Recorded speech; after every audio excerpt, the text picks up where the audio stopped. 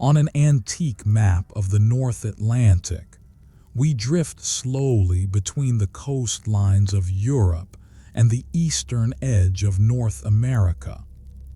The parchment is yellowed, the coastline slightly inaccurate by modern standards, and the dates along the border read 1550 to 1850. These 3 centuries mark a period that historians and climate scientists would later call the Little Ice Age, a time when winters across much of the Northern Hemisphere grew longer, summers shorter, and the weather more unpredictable than the generations before had known. The Little Ice Age was not an ice age in the way that term is sometimes imagined. Glaciers did not cover cities. The world did not freeze entirely. Instead, what happened was more subtle and more persistent. Average temperatures dropped by perhaps 1 or 2 degrees compared to earlier centuries, and this seemingly small shift had profound effects on daily life. Rivers that had flowed freely in winter began to freeze more often. Growing seasons shortened by weeks, sometimes by a month or more. Storms in the North Atlantic became more frequent and more severe, making the crossing between Europe and the Americas more dangerous than it had been before. 3 quiet facts anchor our journey through this period. First, rivers like the Thames in London froze solid multiple times during these centuries, thick enough for people to walk upon and hold fairs on the ice. Second, growing seasons in Europe and North America shortened significantly, leading to repeated poor harvests and years when food was scarce. Third, the North Atlantic itself became stormier and more ice-choked, affecting everyone who depended on the sea for trade, fishing, or communication between the old world and the new. Tonight, we will walk through this long period slowly and gently. We will not focus on catastrophe or disaster, though there were difficult years within these centuries. Instead, we will pay attention to how ordinary people adapted, how they warmed their homes, preserved their food, supported their neighbors, and found ways to live through winters that seemed to stretch longer than anyone could remember. We will look at the patterns of daily life in villages and towns, in farmhouses and harbors, in the colonies of New England, and along the frozen rivers of Central Europe. By minute 2, we will be looking at a climate map, watching the familiar zones of temperate weather shift as cooler conditions spread over Europe and the Atlantic coast of North America. By minute 4, we will stand in a small European village around the year 1600, where farmers examine fields touched by late spring frost and wonder whether the old planting calendars can still be trusted. By minute 6, we will be at the edge of a colonial harbor in New England, where ice has crept further into the water than expected, holding fishing boats and trading vessels in its grip. This is a calm, non-graphic telling. We will speak of severe winters and poor harvests, of cold that tested communities and seasons that did not behave as expected. But we will describe these things quietly and respectfully, without alarm. The story of the Little Ice Age is ultimately a story of adaptation, of how people found ways to endure when the climate shifted beneath their feet. It is a story that connects to our own experience of weather and seasons, of watching the sky and wondering what the winter will bring. If your thoughts are already beginning to drift, that is welcome. We are only setting our place on the map now, positioning ourselves at the threshold of 3 centuries of colder seasons. The lanterns in windows, the frost on village roofs, the ice on rivers and harbors, all of these will come into focus as we move forward. For now, we simply acknowledge where we are beginning. In a world that was slowly growing colder, though the people living through it could not yet name what was happening or know how long it would last. The Little Ice Age touched both sides of the Atlantic. In Europe, it affected farmers and merchants, sailors and scholars, monarchs and peasants alike. In North America, it shaped the experience of colonial settlers who had crossed the ocean expecting one climate and found another. The connections between these places, already stretched by distance and the difficulty of oceanic travel, were further strained by winters that made the crossing more hazardous and the seasons on both shores less predictable. We will move through this period not as a list of disasters, but as a quiet unfolding of seasons, one after another, each bringing its own challenges and its own small adaptations. We will visit homes and workshops, churches and harbors, markets held on frozen rivers and fields where farmers learned to plant different crops. We will observe how communities supported those in greatest need, and how individuals found ways to keep warmth and light through the long, dark months. The lantern in the window, a small point of warmth against the cold outside, will be one of our recurring images. It appears in so many scenes from this period.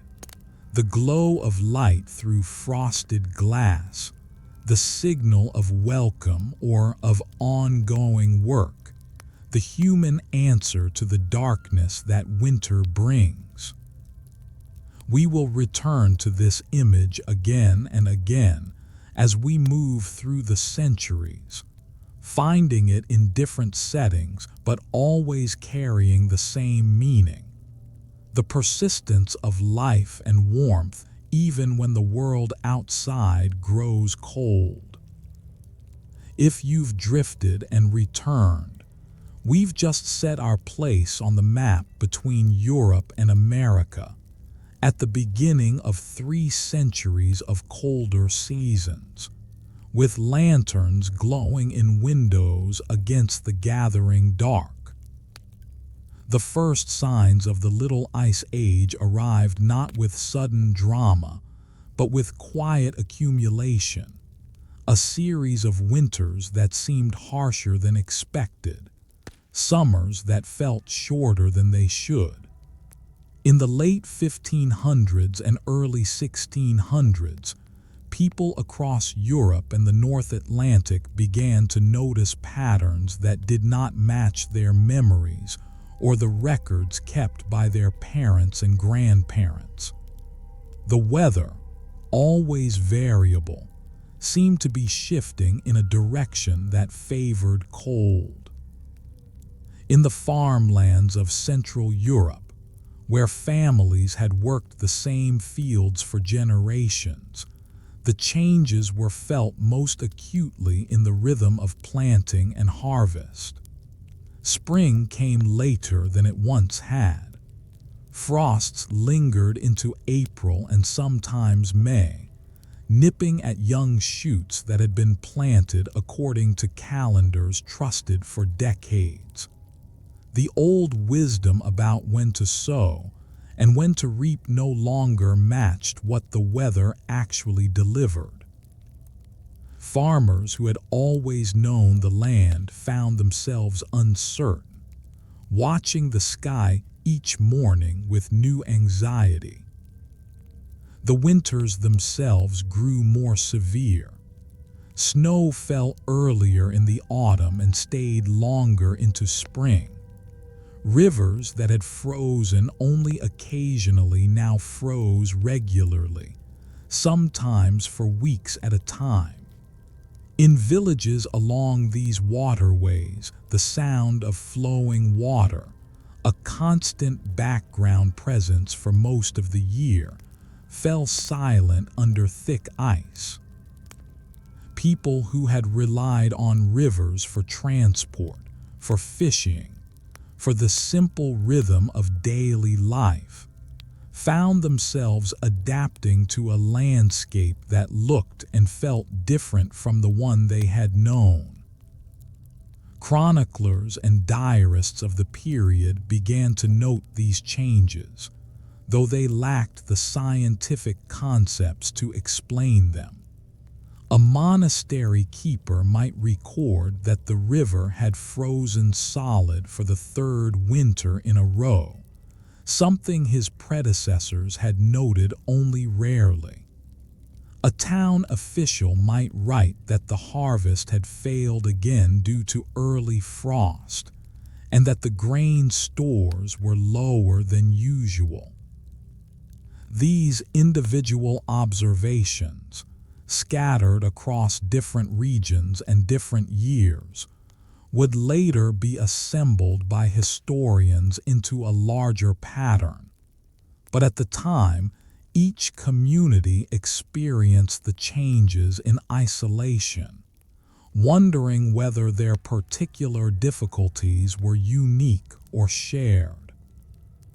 Along the coasts and in the harbors of northern Europe, fishermen and sailors noticed changes too.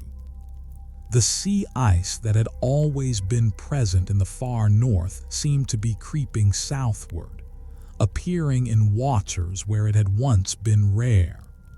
Storms that had always been a risk on the North Atlantic became more frequent and more violent, making the crossing between Europe and the fishing grounds, or between the Old World and the New, more dangerous than it had been in living memory.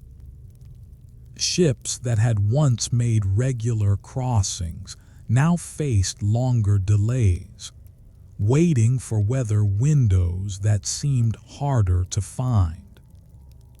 In the settlements of colonial New England, established by Europeans who had crossed the Atlantic seeking new opportunities, the winters were a source of constant surprise.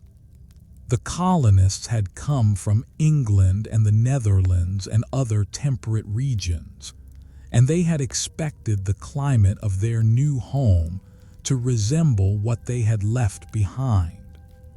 What they found instead were winters of remarkable severity, with snow deeper and cold more bitter than most had experienced.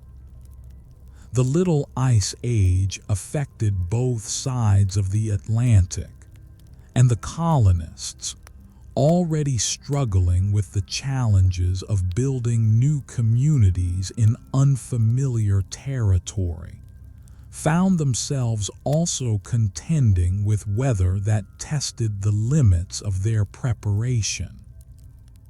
The sense that something had changed was widespread but diffuse. Without thermometers or weather stations, without the concept of climate as distinct from weather, people experienced the Little Ice Age as a series of difficult years that seemed to cluster together more often than they should. Older residents in any given community might remember milder times and speak of how the winters had once been easier. But there was no framework for understanding that these changes were happening across an entire hemisphere, that the experiences of a farmer in Bavaria and a fisherman in Norway and a colonist in Massachusetts were all connected by the same slow shift in global temperatures. The homes of this period reflected the need for warmth. Hearths burned longer and consumed more fuel.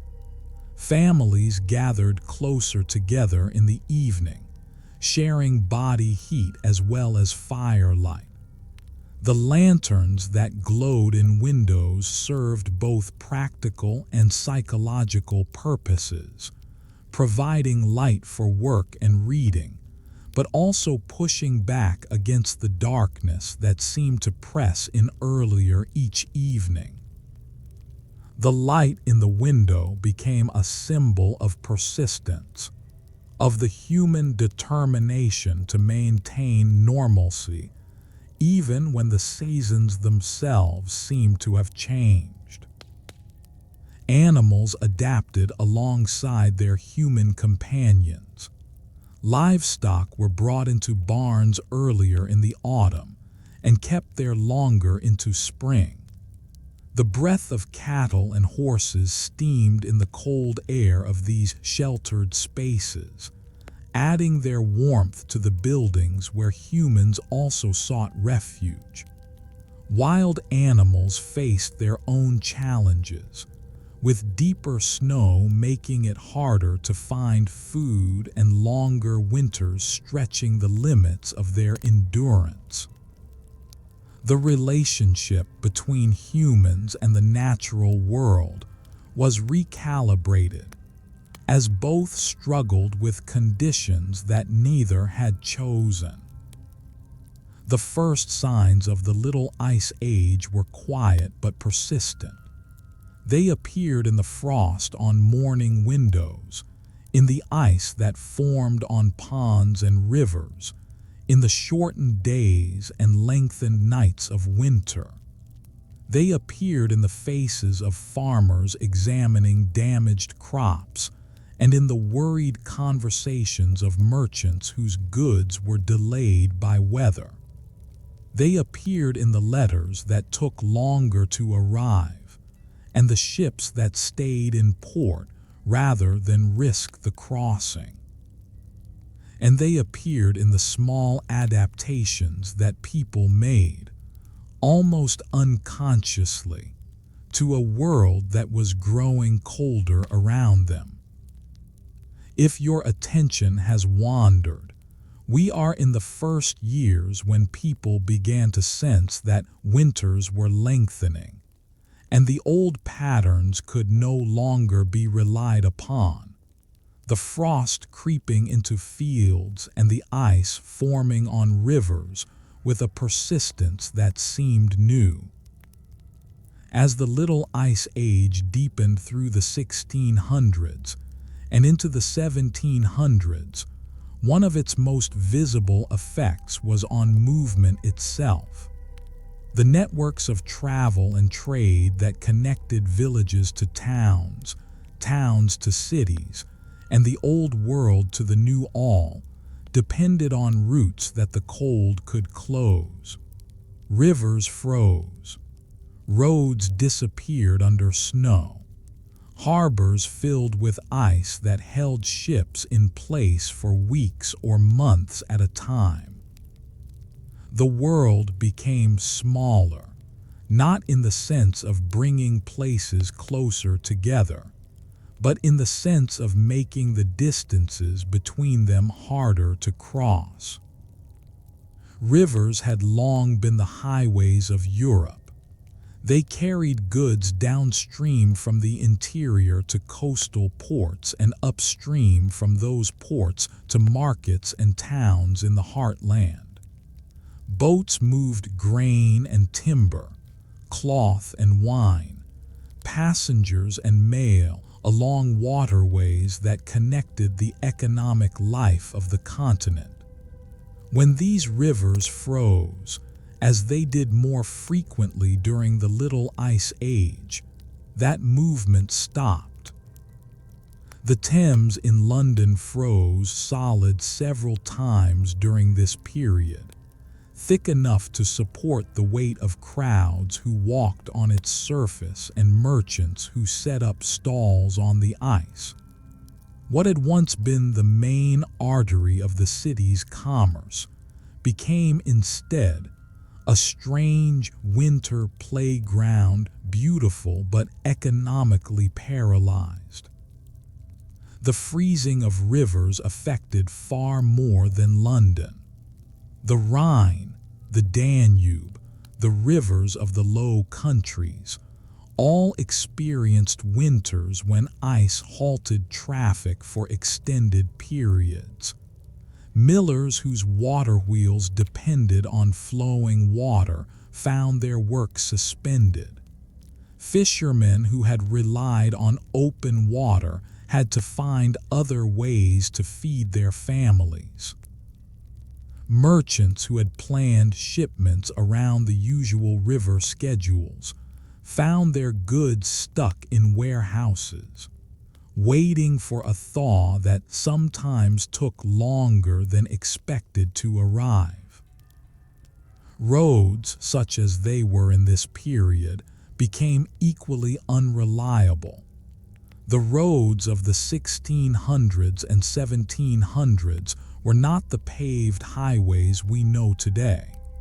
They were dirt tracks, often poorly maintained, that turned to mud in rain and became impassable under heavy snow.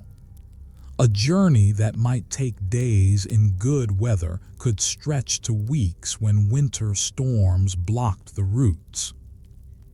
Travelers found themselves stranded in inns and monasteries, waiting for the weather to clear, while the news and goods they carried aged and spoiled.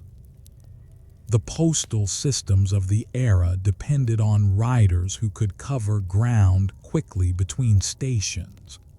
When snow blocked the roads and ice made footing dangerous for horses, the mail simply did not move. Letters that families expected within weeks might take months to arrive, if they arrived at all.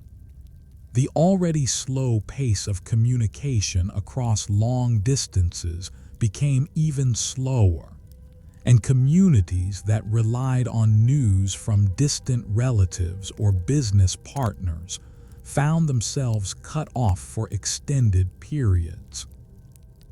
In the harbors of the North Atlantic and the Baltic, ice created different challenges. Ships that had expected to sail found themselves frozen in place, their hulls pressed by ice that could crush them if the freeze was severe enough or lasted long enough. Sailors who had planned to be home by a certain date found themselves stranded in foreign ports, waiting for the ice to break.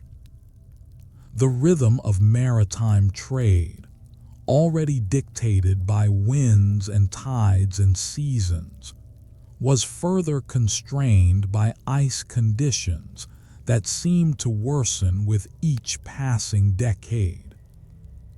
Colonial America experienced these challenges with particular intensity. The harbors of New England, critical links between the colonies and their European trading partners, froze more deeply and for longer periods than the colonists had expected. Ships that had crossed the Atlantic found themselves trapped, unable to unload their cargoes or load new ones for the return voyage. The colonists, already dependent on supplies from Europe, found those supplies delayed or unavailable, forcing them to develop greater self-sufficiency faster than they might otherwise have done. The human response to these disruptions was adaptation. When rivers froze, people walked on them. When roads disappeared under snow, they switched to sledges. When harbors froze, they waited, and they planned for the possibility that waiting might be necessary. The experience of being stranded, of having plans disrupted by weather, became more common and more expected. People learned to build extra time into their journeys and to stock extra supplies in case of delay. The landscape itself changed during these frozen periods.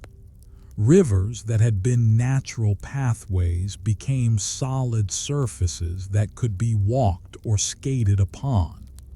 The sounds of flowing water were replaced by the silence of ice, broken occasionally by the creaking and groaning of the frozen surface settling.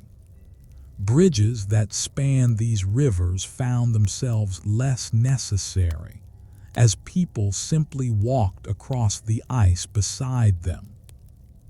The familiar geography of daily life was transformed by the cold, creating temporary landscapes that existed only until the thaw returned. For those who depended on movement for their livelihoods, the Little Ice Age brought persistent uncertainty. A merchant could not know, when planning a shipment in autumn, whether the winter would be mild enough for the rivers to stay open or severe enough to close them for months. A family expecting a relative to visit could not know whether the traveler would arrive on time or be stranded somewhere along the route. This uncertainty became a feature of life during the cold centuries, woven into the planning and expectations of everyone who needed to move goods or people across distance. The isolation that these conditions created was not absolute, but it was real. Communities that had been connected by regular traffic found themselves cut off for weeks or months at a time. The news from distant places grew stale before it arrived.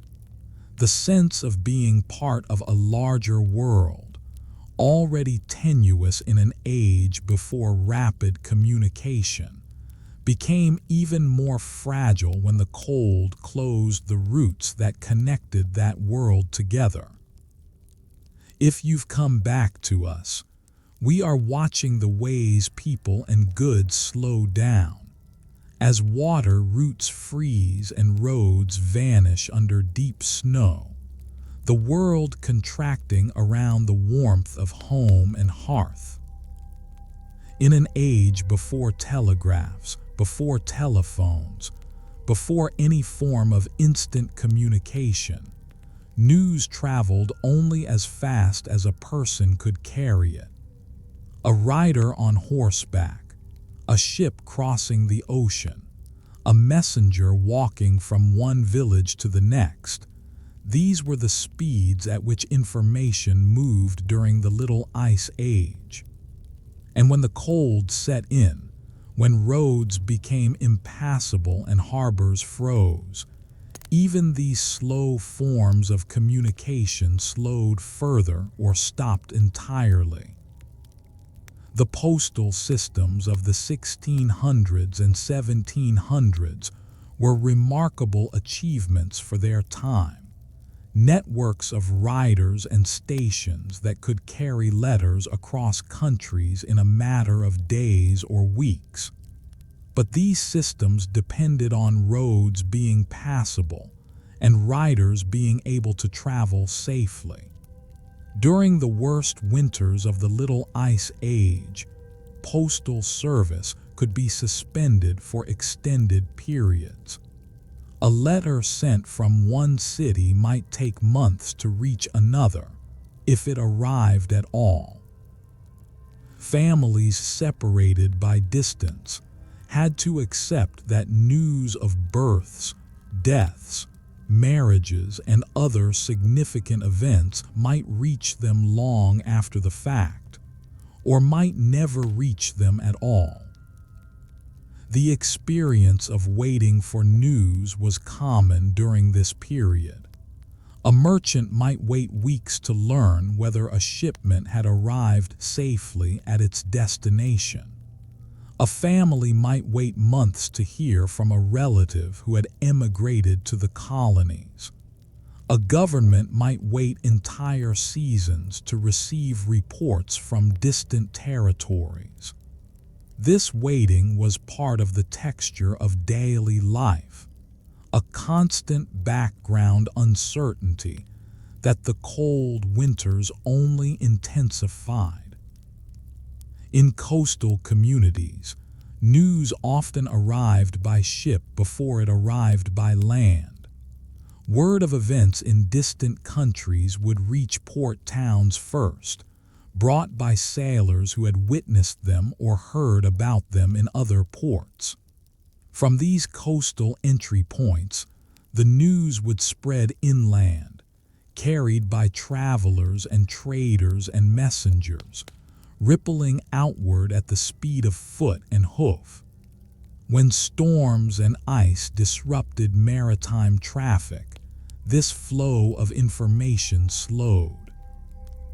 Coastal communities might know of events that inland communities remained ignorant of for weeks or months.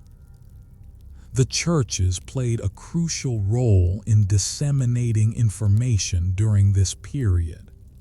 Sunday services were often the only regular gatherings that brought together an entire community, and they served as opportunities to share news as well as worship. Announcements from the pulpit might include information about distant events, about the health of the monarch, about wars or treaties, about the weather in other regions. The church bells that called people to worship also served as signals of emergency or celebration, their tones carrying meaning across the countryside. Markets and fairs were another crucial source of information. When people from different villages and towns gathered to buy and sell goods, they also exchanged news and gossip. A traveler who had come from a distant city might be surrounded by curious listeners, eager to hear what was happening elsewhere. A merchant who had recently made a journey might be asked repeatedly about conditions along the route. These informal networks of information sharing supplemented the formal postal systems, and during the worst winters, sometimes replaced them entirely. The colonies in America faced particular challenges of communication. Letters sent from New England to Europe had to cross the Atlantic, a journey of weeks or months depending on weather and winds. During the winter months, when storms were more frequent and severe, ships were less likely to make the crossing at all. Colonial families could go entire seasons without news from relatives in Europe, and European families could go equally long without knowing what had become of those who had emigrated.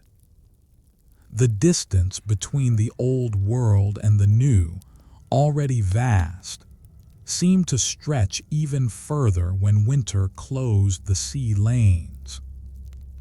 The slow pace of communication had profound effects on how people understood their world. Events that would today be known globally within hours might take months to become widely known during the Little Ice Age. By the time news arrived, circumstances might have changed entirely. A war might have ended before people in distant regions learned it had begun. A monarch might have died and been succeeded before subjects in remote territories heard of the death. The world of the Little Ice Age was a world of delayed knowledge, of information that aged and sometimes spoiled like the goods that traveled the same slow routes. Candlelight served as the backdrop for much of the letter writing of this period. In the evenings, after the day's work was done, people would sit at small desks or tables, dipping quills into ink and forming words that might take weeks or months to reach their intended recipients. They wrote by the light of candles or oil lamps, the same light that glowed in windows facing the dark streets outside. These letters, sealed with wax and entrusted to postal riders or ship captains, were acts of faith, sent into an uncertain world with no guarantee of arrival. The isolation that the Little Ice Age created was not just physical but informational.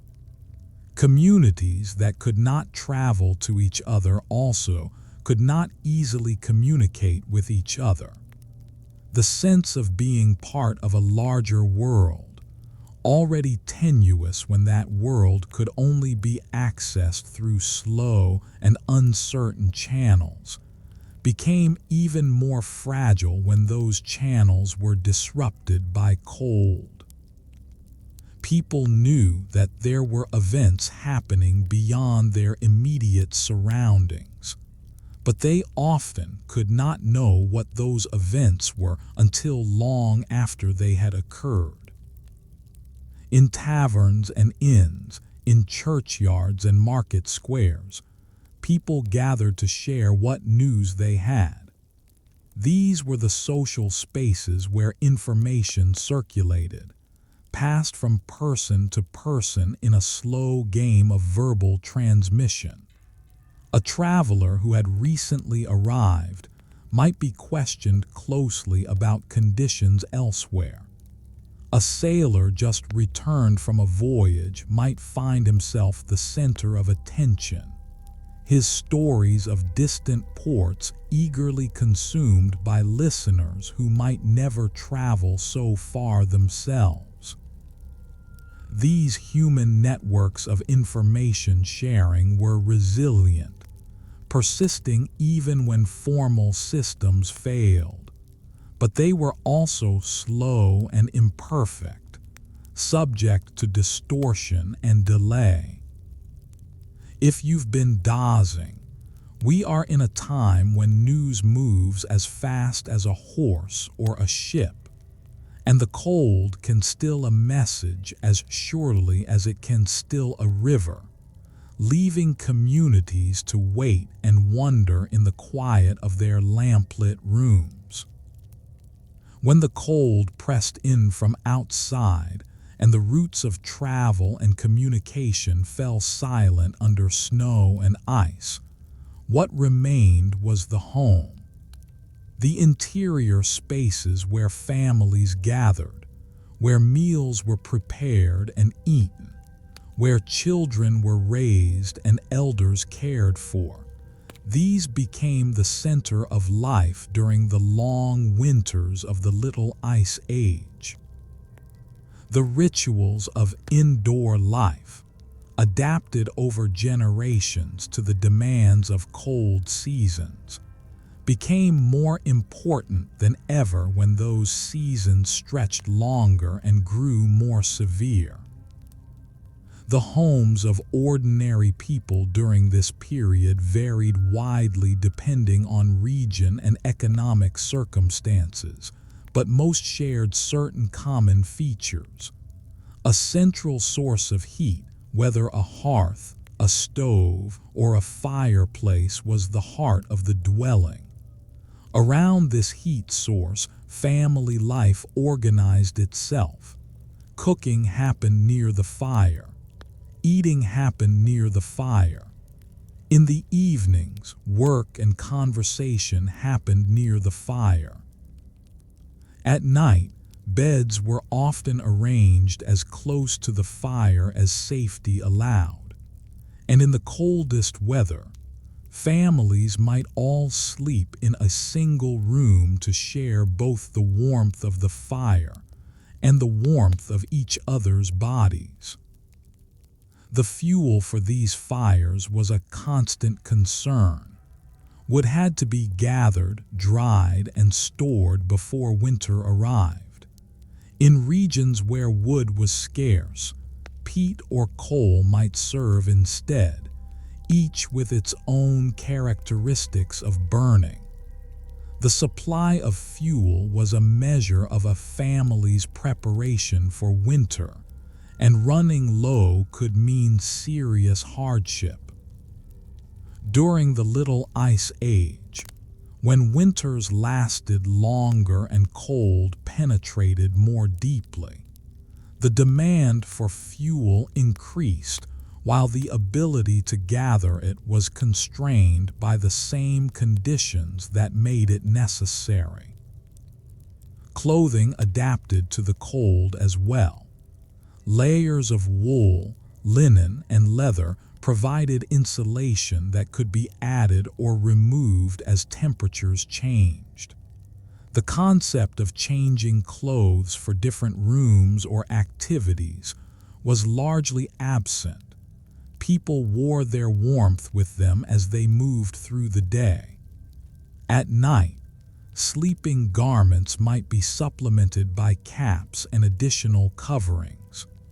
The chill that seeped through walls and windows was met by personal insulation as much as by room heating. The windows of these homes were small by modern standards, designed to admit light while limiting heat loss. Glass, where it existed, was often thick and wavy, distorting the view of the outside world. More commonly, windows were covered with oiled paper or thin fabric that let in some light while blocking wind. Through these small openings, the world outside appeared distant and dimmed, a landscape of cold that was kept at bay by walls and hearth. Lanterns and candles extended the useful hours of the day into the long winter evenings. The light they provided was modest by modern standards, pooling in small areas and leaving the corners of rooms in shadow. But this light was precious, allowing work to continue after sunset and enabling the social gatherings that were so important during the dark months. The glow of a lantern in a window, visible from outside, became a symbol of the life within, a small beacon of warmth and presence against the cold and dark.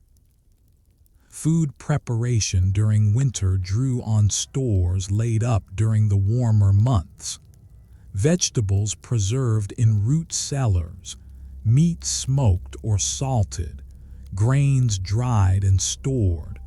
All of these formed the basis of winter eating. The rhythm of meals might shift during the coldest months, with less fresh food available and more dependence on preserved provisions. Cooking became a way of warming the home as well as feeding the family, the fire under the pot serving double duty. The animals that families kept for milk, eggs, meat, and labor were often brought closer during winter. Barns and byres might be built to adjoin the main dwelling, allowing the warmth of animal bodies to contribute to heating the human spaces. The sounds and smells of livestock became part of the winter domestic environment, a reminder of the interdependence between humans and the animals they kept. Children adapted to the indoor life of winter in their own ways. Games and activities that could be pursued inside became more important when going outside was limited by cold and snow. Stories told by firelight, lessons conducted by the same light, small tasks appropriate to young hands, all of these filled the hours between waking and sleeping. The experience of childhood during the Little Ice Age was shaped by these indoor winters, by the close quarters and limited horizons of the season. Elders occupied particular places in the winter household.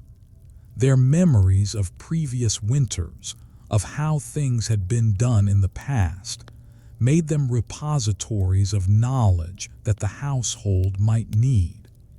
Their physical needs, often greater than those of younger family members, had to be accommodated in the arrangements of bedding and heat. The multi-generational household, common during this period, found ways to include members at all stages of life in the rhythms of winter survival. The rituals of indoor life provided structure to the long months of cold. Morning routines of feeding fires and preparing food, daytime tasks of repair and maintenance, evening gatherings around the hearth, nighttime preparations for sleep in cold rooms. All of these created a pattern that repeated day after day. This repetition was itself a form of comfort, a predictability that balanced the unpredictability of the weather outside. The home during the Little Ice Age was not just a shelter from the cold, but a world unto itself, a space where the family created its own warmth, both physical and social. The walls that kept out the wind also defined a boundary between the manageable interior and the challenging exterior. Crossing that boundary, stepping out into the cold, was always a conscious act, a departure from warmth into challenge. And returning, stepping back through the door into the glow and heat of the interior, was always a relief, a return to the center of life. If your thoughts have slipped away, we are indoors now, in rooms that became shelters against months of frost and early darkness, with light pooled where families gathered around hearths that burned through the long winter nights. The individual household, however well prepared, could not always withstand the challenges that the Little Ice Age brought. Crops failed. Stores ran low. Illness struck. Fire consumed the fuel supply or the dwelling itself. In these moments of crisis, the wider community became essential, and the systems of mutual aid that communities had developed over generations were tested and refined by the demands of colder, harder winters. In the villages and towns of Europe, the parish was often the organizing unit for community support. The local church was not only a place of worship, but a center for social welfare, collecting contributions from those who had enough and distributing them to those who did not. Parish registers recorded not only births, marriages, and deaths, but also the needs of the poor and the resources available to help them. During the Little Ice Age, when the number of those in need increased and the resources available to help them were strained, these parish systems worked harder than ever. Gleaning rights allowed the poor to gather leftover grain from fields after the harvest. Communal ovens provided a place where those without their own could bake bread. Collections taken during church services were directed toward those who could not feed or warm themselves. These were not charity in the modern sense, but obligations rooted in religious teaching and community expectation. Those who had more were expected to share with those who had less, and this expectation was enforced by social pressure as well as spiritual teaching. In cities, guilds often served a similar function for their members. A guild was not just a professional organization but a mutual aid society, collecting dues from members in good times and supporting them in bad. A craftsman who fell ill or whose shop was damaged by fire could draw on guild resources to survive until he could work again.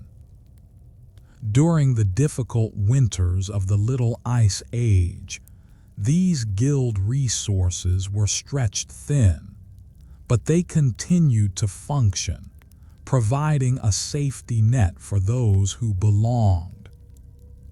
Churches and meeting houses served as physical spaces for the distribution of aid as well as the collection of it. The same building where people gathered to worship might also serve as a distribution point for bread, firewood, or clothing. The clergy who led services also often administered relief, visiting the homes of the needy and assessing their situations.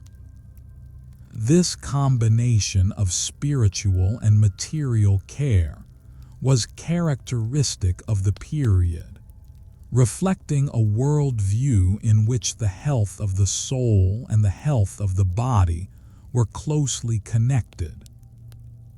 Almshouses and hospices provided shelter for those who could not maintain their own homes. These institutions, supported by charitable donations and sometimes by public funds, offered basic accommodation to the elderly, the disabled, and the destitute. During the coldest winters, they might also serve as emergency shelters for those whose normal housing had become uninhabitable. The conditions in these institutions were often spare, but they provided warmth and food to those who would otherwise have had neither. The informal networks of neighborhood support were as important as the formal institutions. A neighbor who noticed that smoke was not rising from a nearby chimney might check to ensure the household had not run out of fuel. A family with surplus food might share it with those known to be struggling. A craftsman might provide his services at reduced cost or on credit to those who could not pay immediately. These small acts of mutual aid, repeated countless times across countless communities, formed a fabric of support that held society together during the difficult years. The church bells that called people to worship also served as signals of community concern. A particular pattern of ringing might indicate a fire, a death, or another emergency requiring community response. The sound of bells carried across villages and fields, reaching people who might not otherwise know that help was needed. This auditory network supplemented the visual and personal networks through which information and aid flowed. Children were sometimes the agents of community aid. They might be sent to deliver food to a neighbor or to fetch a healer for someone who was ill. Their small legs carried them through snow-covered streets on errands that connected households to each other. The experience of participating in these acts of mutual aid shaped their understanding of community obligation and prepared them for the responsibilities they would assume as adults. The systems of community aid were not perfect. There were those who fell through the gaps, whose needs were not met by family, parish, or guild. There were tensions over who deserved help and how much. There were limits to what any community could provide when the cold stretched on and the stores ran low. But within these limitations, the communities of the Little Ice Age demonstrated remarkable resilience, finding ways to support their most vulnerable members through winters that tested everyone. The warmth of community was not only metaphorical. When people gathered in church or meeting house, their bodies warmed the space. When families crowded into a single dwelling to conserve fuel, they shared physical as well as emotional warmth. The fires that burned in communal ovens heated more than bread. The institutions and practices of community aid were, in their own way, sources of heat against the cold that pressed in from outside. If you have returned, we are among neighbors now, where warmth is not only from hearths, but from the ways people shared what they could during hard winters, the light from one window reaching toward another across the snow. The cold of the Little Ice Age did not stop the need for work to be done. Grain still had to be ground. Tools still had to be made and repaired. The sick still required tending. Ships still had to be maintained even when they could not sail. The workers who performed these essential tasks adapted their labor to the demands of longer, harsher winters, finding ways to continue when the conditions seemed to argue against any activity at all. The millers occupied a particularly challenging position. Their work depended on water flowing through mill races to turn the wheels that ground grain into flour. When rivers and streams froze, as they did more frequently during the Little Ice Age, this water ceased to flow, and the mills fell silent. Some millers could only wait for the thaw, their livelihoods suspended until the ice broke and the water moved again. Others sought alternative arrangements, perhaps wind power where the geography allowed it, or simply the labor of grinding by hand when the scale of the need was small enough. Blacksmiths worked year-round, their forges providing welcome warmth in the cold months. The demand for their services did not diminish in winter. If anything, it increased. Tools broken by ice and cold needed repair. Horses needed shoes that could grip on slippery surfaces. Household items from fireplace implements to cooking pots required the blacksmith's skill. The forge, with its glowing coals and radiating heat, became a gathering place as well as a workshop, where people came not only for the smith's services, but for the warmth that his work provided. Healers and physicians faced particular challenges during the cold months. Respiratory illnesses spread more easily when people gathered indoors in close quarters. Injuries from falls on ice and snow brought patients to those who could set bones and treat wounds. Frostbite, the damage caused by prolonged exposure to extreme cold, required careful treatment to prevent worse outcomes. The healers of this period worked with limited knowledge and limited tools by modern standards, but they provided what care they could to those who needed it. The clergy served their communities not only in spiritual matters but in practical ones as well. They administered the relief programs that parishes organized. They visited the sick and the dying.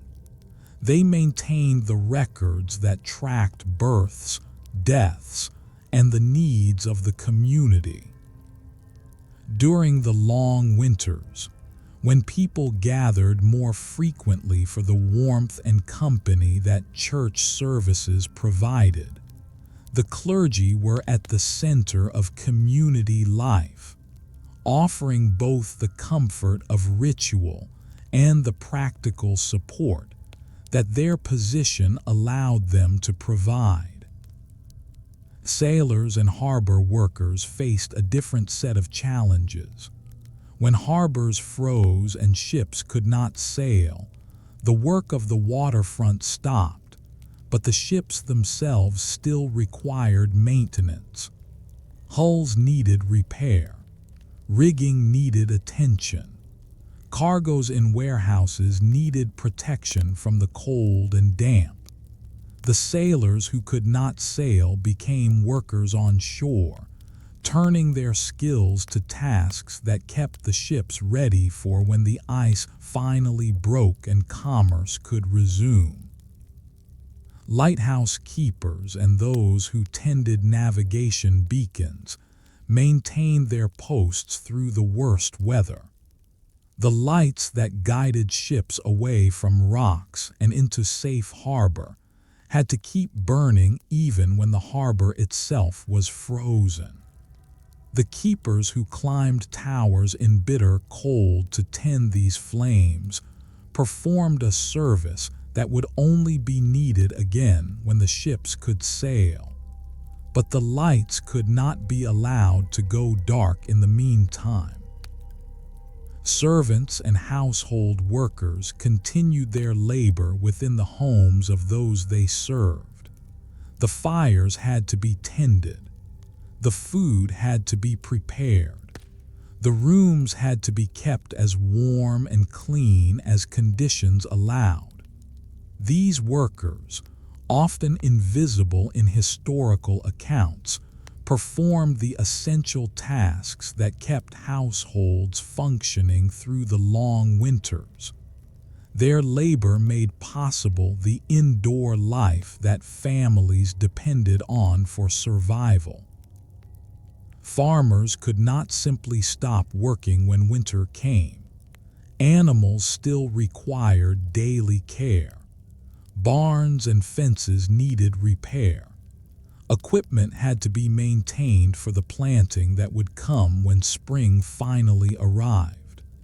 The rhythm of farm work shifted during winter rather than stopping entirely, with different tasks replacing the field work that occupied the warmer months. The farmer's year was a cycle that included winter labor as well as spring planting, summer tending, and autumn harvest. The essential workers of the Little Ice Age did not have that name, but they performed the functions that kept society running when the cold made everything more difficult. Their labor was adapted to conditions that their predecessors had not faced so intensely, and their adaptations helped create the resilience that communities needed to survive. The forge fire that burned through the winter, the mill that waited for flowing water, the healer's room with its herbs and remedies. All of these were essential to the life of communities enduring the long, cold seasons.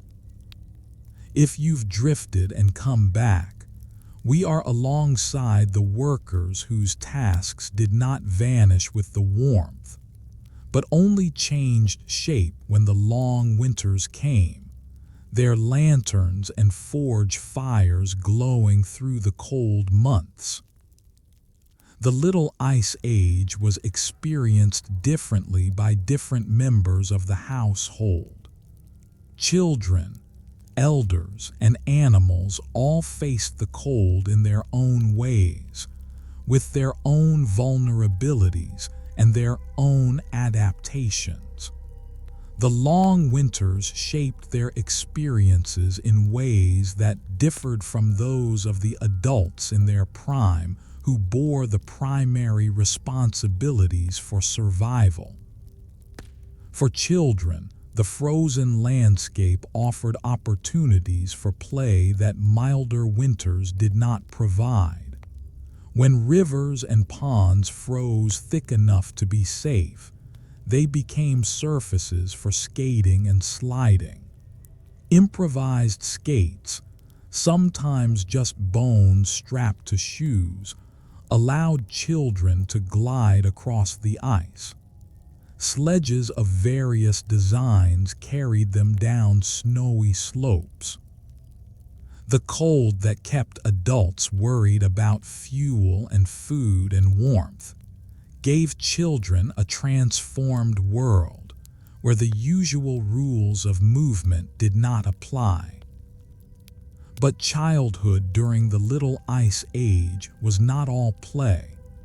Children contributed to household labor according to their abilities. They helped tend fires and care for animals. They ran errands through the snow when their small legs could manage the drifts. They learned the skills they would need as adults by watching and assisting those who already possessed them. The indoor hours of winter were often filled with lessons and tasks, with storytelling and instruction, with the slow process of becoming a capable member of the household and community. The schools that existed during this period, where children gathered for formal education, faced their own challenges in winter. Cold classrooms where breath was visible in the air. The difficulty of traveling to and from school through snow and ice. The competing demands of household labor when an extra pair of hands was needed at home. For many children, winter meant a break from formal schooling and an increase in the informal education that happened within the family. Elders occupied a different position in the winter household. Their bodies, less resilient to cold than those of younger people, required more care and attention. But their minds held memories that were valuable during difficult times. An elder who remembered previous hard winters could share knowledge of how those winters had been survived. An elder who knew the signs that predicted whether changes could help the household prepare. The wisdom of age, accumulated over decades, was a resource that the household could draw upon when facing challenges. The care of elders during winter required attention to their particular needs: warmer positions near the fire, extra bedding and clothing, foods that were easier to eat and digest. The household arranged itself around these needs, recognizing that the survival of its oldest members depended on accommodations that the cold made more urgent. The multi-generational household, with its combination of youth and age, was structured to provide these accommodations as a matter of course. Animals were essential partners in survival during the Little Ice Age, and they too experienced the cold in particular ways. Livestock provided food, fiber, and labor, and their health during winter was a matter of serious concern. Barns and byres sheltered cattle, sheep, goats, and pigs from the worst of the weather. The warmth of animal bodies, concentrated in these enclosed spaces, helped keep the animals alive and also contributed to the warmth of the overall household when barns were built adjoining human dwellings. Horses and oxen, the work animals on which agriculture and transport depended, required special care in winter. They needed feed when the pastures were covered with snow. They needed protection from the cold that could damage their health and reduce their ability to work.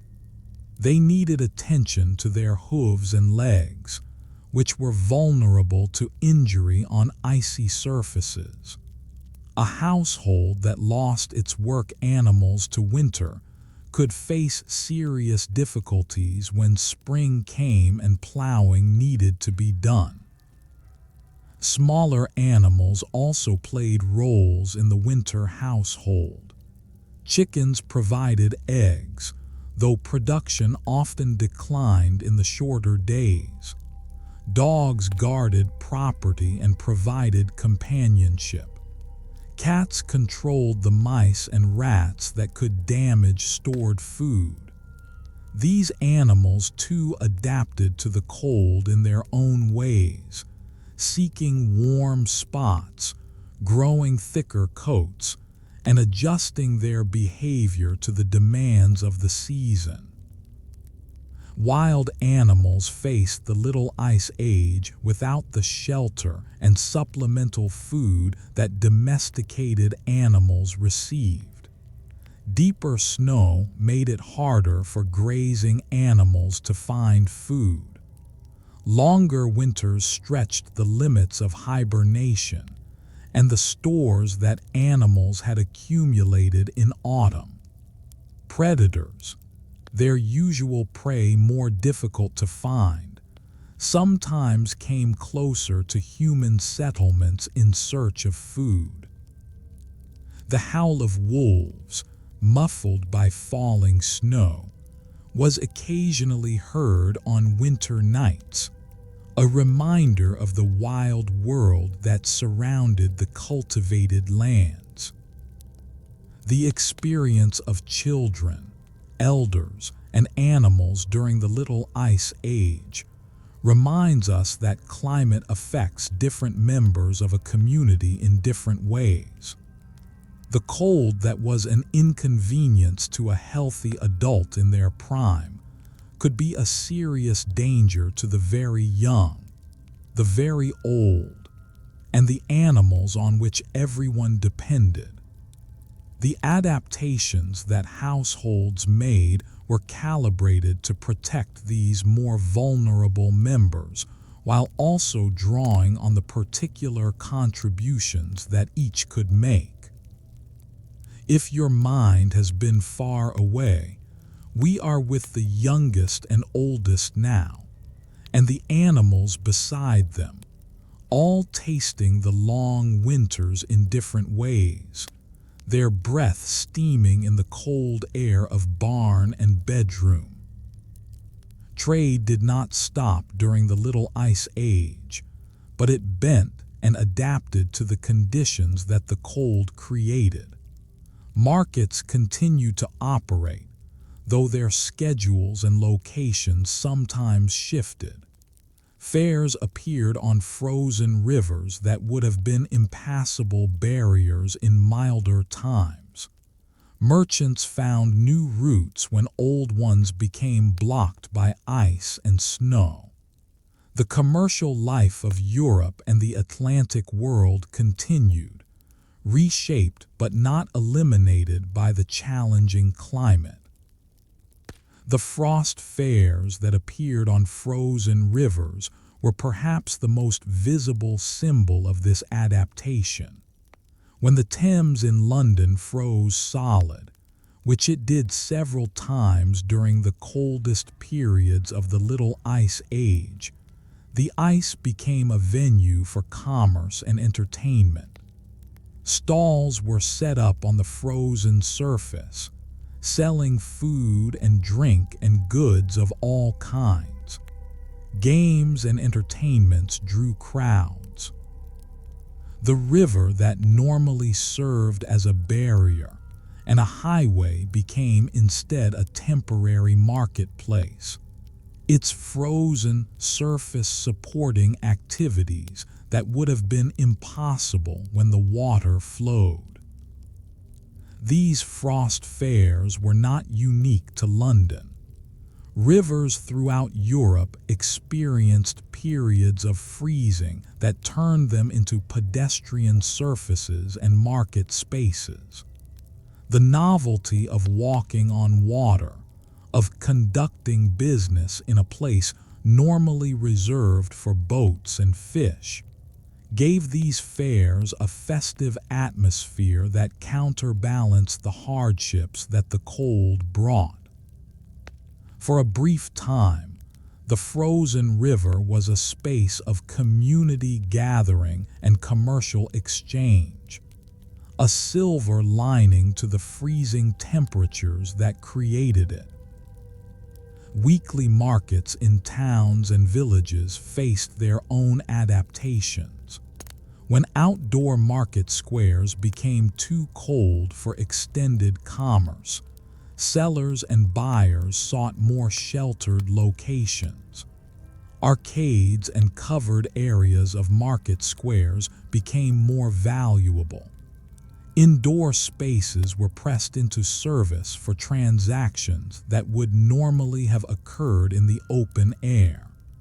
The rhythm of market days continued, but the physical form of the markets shifted to accommodate the weather. Merchants who dealt in long-distance trade faced particular challenges. The routes they depended on were vulnerable to closure by ice, snow, and storms. A harbor that froze could trap ships for weeks or months. A mountain pass that became impassable with snow could close entire trade routes until spring.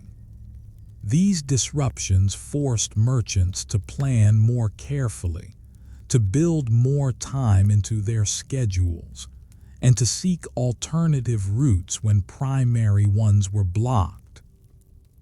The colonial trade between Europe and America was significantly affected by the stormy North Atlantic conditions of the Little Ice Age.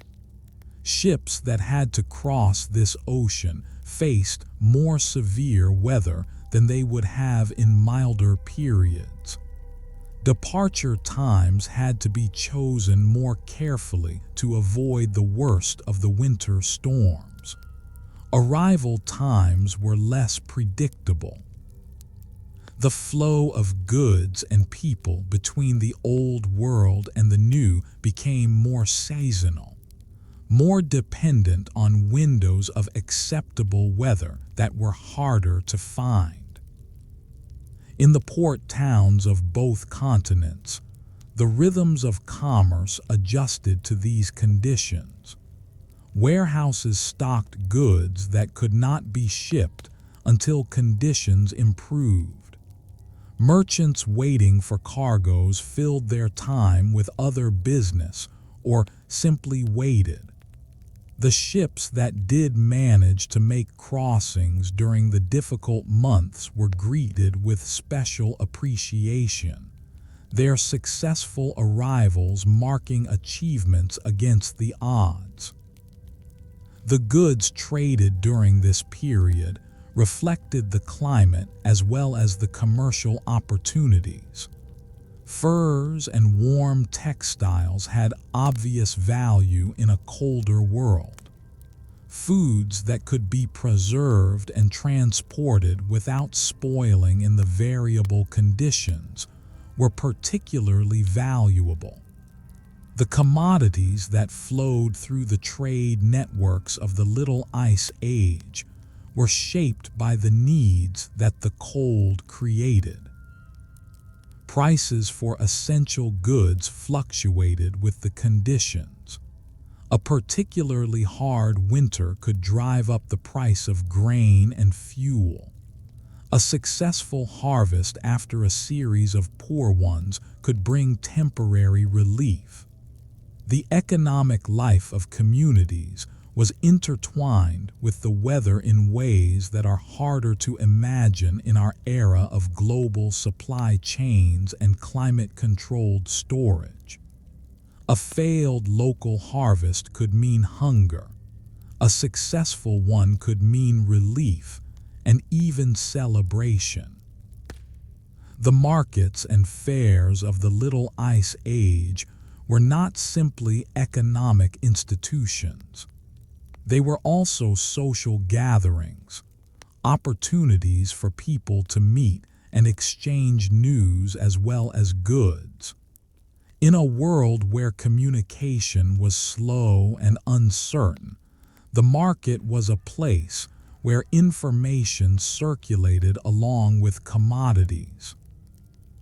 The frozen rivers that hosted frost fairs were not just commercial spaces, but community spaces, places where the normal boundaries of daily life were temporarily suspended, and people could gather in ways that the cold otherwise made difficult.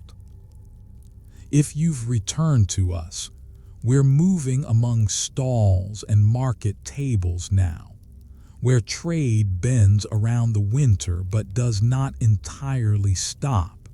The smoke of vendors' fires rising against the cold air. The winters of the Little Ice Age brought long nights, hours of darkness that stretched from early evening to late morning. In these dark hours, the rhythms of life shifted. Work that required daylight had to wait.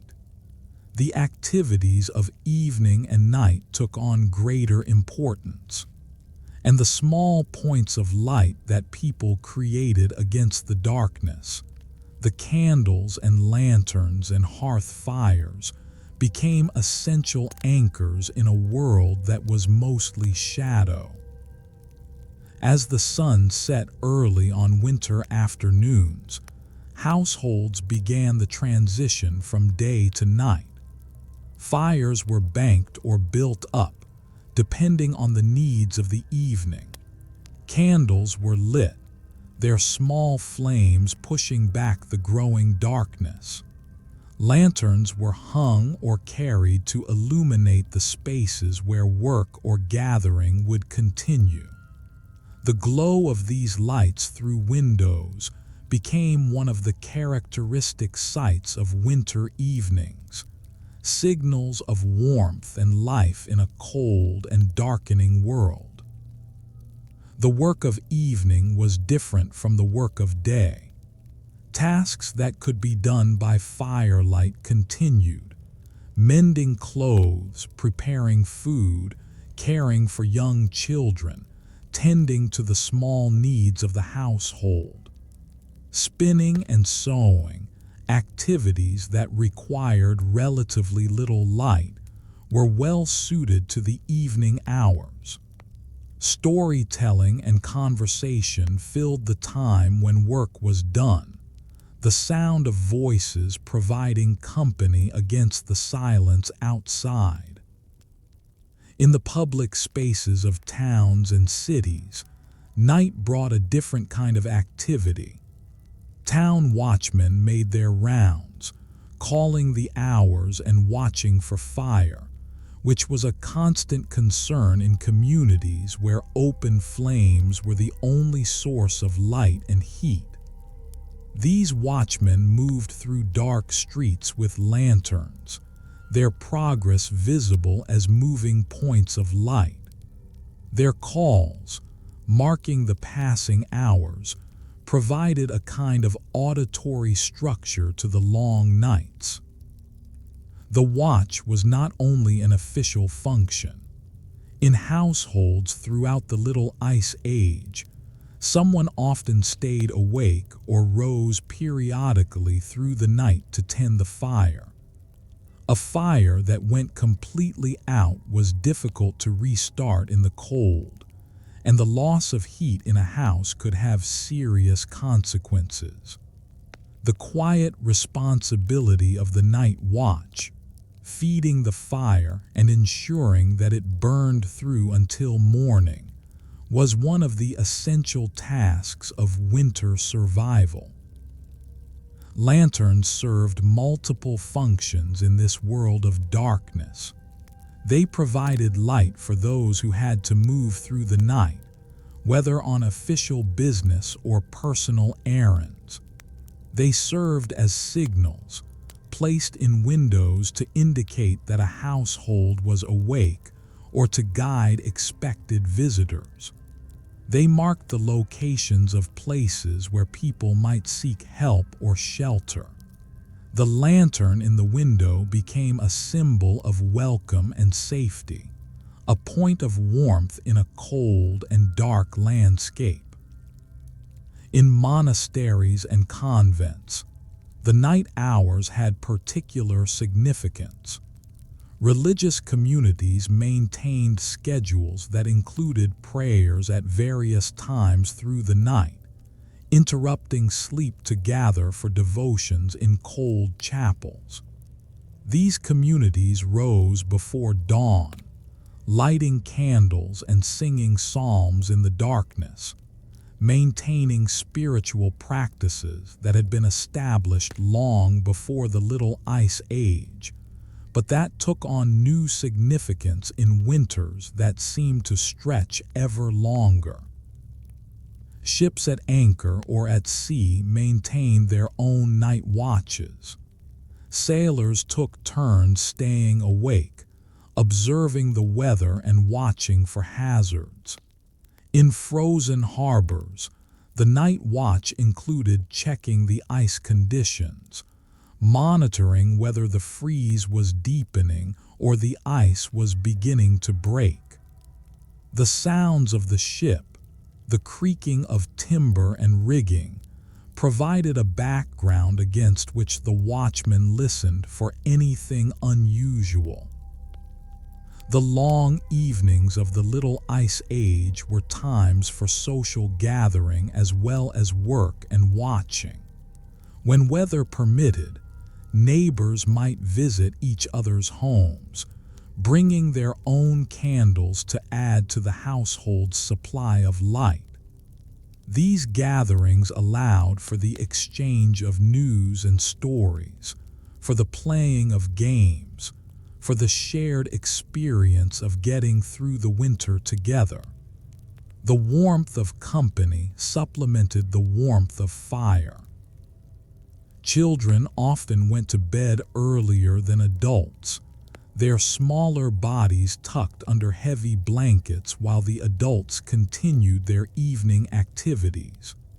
But children also experienced the long nights in their own way, lying awake in the darkness listening to the sounds of the household, the murmur of adult conversation, the crackle of the fire, the occasional sound of wind against the walls.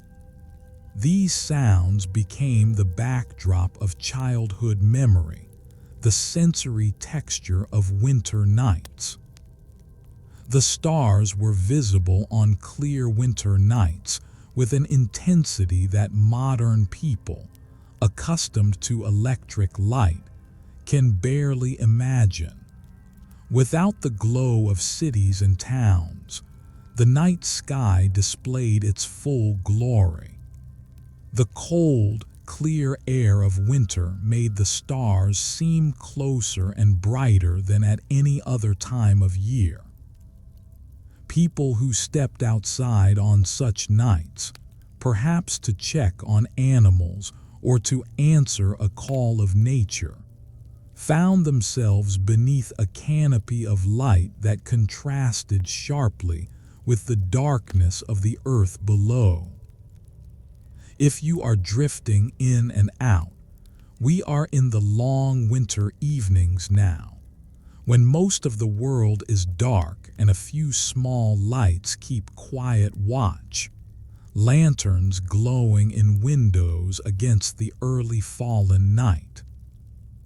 The cold of the Little Ice Age brought dangers as well as inconveniences.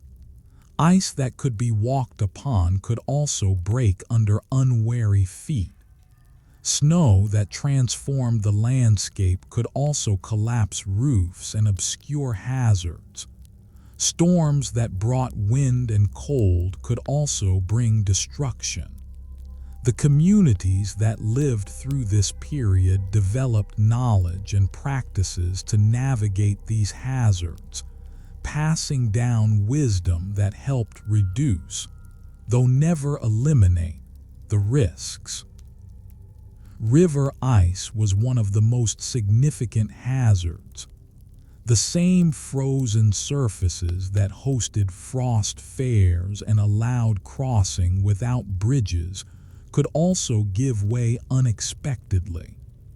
The thickness of ice varied across a river's surface, with thinner areas near faster-moving water, around objects that protruded through the surface, and in spots where the sun had warmed the ice.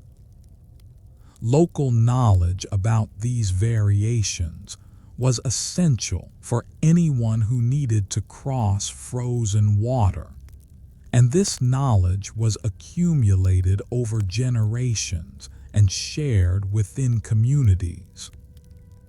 The danger of falling through ice was well understood, if not always preventable. Someone who went through thin ice into the frigid water below faced immediate risk of drowning, and even if rescued, the risk of severe cold injury. Communities developed techniques for rescue, using poles and ropes to reach victims without putting rescuers at similar risk.